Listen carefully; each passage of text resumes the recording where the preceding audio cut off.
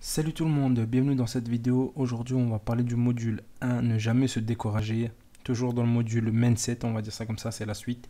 Nous sommes des Français, nous sommes donc des râleurs. Moi le premier, on a le droit de râler mais pas de se décourager. Pourtant beaucoup d'étapes dans votre recherche immobilière, immeuble de rapport en l'occurrence, vous donneront l'envie de baisser les bras. En effet, le parcours sera semé d'embûches. Entre les moments où vous allez commencer à la recherche d'un bien et au moment de recevoir un loyer, si vous êtes débutant, il y aura au moins 6 mois minimum jusqu'à 2 ans. Tout dépend de la faisabilité de votre projet. Pour toutes les étapes soient franchies. Et si vous découragez facilement, il va falloir mettre votre esprit en mode conquérant, de guerrier, car il va être mis à rude épreuve. Il faudra un mental d'acier, les gars. Donc dans cette formation, il y aura tout jusqu'à la fin, de A à Z, même l'achat d'un immeuble de rapport, les travaux, etc. Vous allez tout suivre dans cette formation. Donc soyez assidus, même déjà à cette formation pour commencer, ce serait déjà une bonne chose, sachant que c'est une formation gratuite, les gars. Cette formation va être longue, entre 3 et 4 mois. Voilà, l'un des premiers soucis sera l'étude du marché. Il va falloir savoir mixer les analyses, tirer les résultats afin que vous puissiez savoir où commencer. Il ne faudra pas partir dans tous les sens et rester concentré sur une stratégie. Enfin, ça, c'est ma vision des choses. De toute façon, si vous êtes là pour cette formation, c'est la formation consacre comment acheter un immeuble de rapport. Donc, on se concentre sur un immeuble de rapport et rien d'autre. Donc, on veut cet immeuble de rapport, on fait tout pour avoir cet immeuble de rapport. Trouver des biens, ce sera la recherche la plus longue de votre vie. Ça peut prendre un jour, comme un an, mais pour les meubles en l'occurrence que on va faire dans cet exemple de formation, ça m'a pris un an. Trouver un bien intéressant, cela faudra savoir prendre une routine à la recherche de biens, on va dire, visite de biens dès que possible pour être le premier. Il ne faudra jamais se décourager car une bonne affaire ne prévient pas avant d'arriver.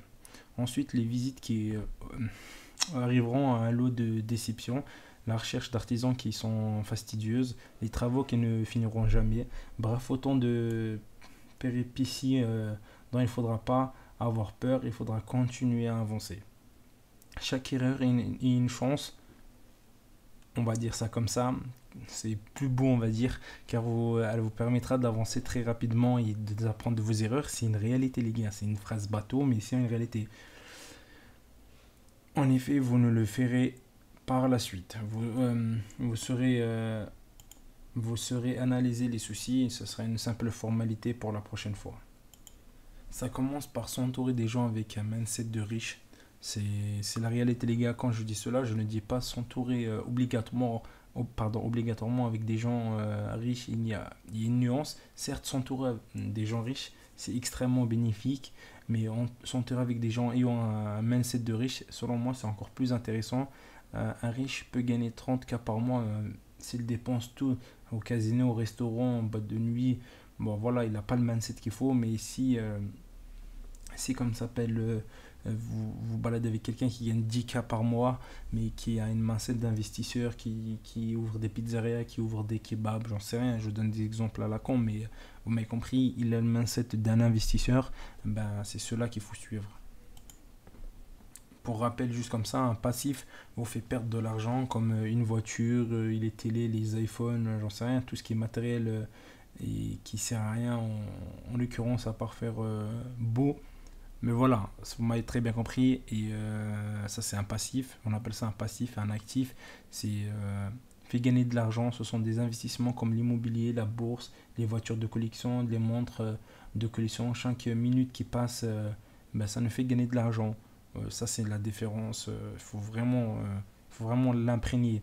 Qu'est-ce qu'un mindset de riche? Le mindset de riche, ça ne veut pas dire qu'il gagne 30K par mois. Ça peut être un smicard, mais c'est une personne qui a compris que pour aller haut, il faut pas avoir de passif. C'est ce que je disais juste avant, il faut avoir des actifs.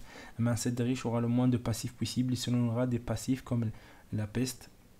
En revanche, il fera tout pour acquérir des actifs. Voilà, quand je dis smicard ou autre, c'est pas vraiment péjoratif. J'ai été smicard et je connais plein de gens qui sont en SMIC, qui sont heureux, ça n'a rien à voir avec ça. C'est juste que dans nos idées à nous, on veut investir, donc il nous faut des actifs, les gars. Donc un immeuble de rapport actif, actif, actif. Donc on a fini avec cette première partie. J'espère que la vidéo vous a plu, les gars. Moi je vous dis bye.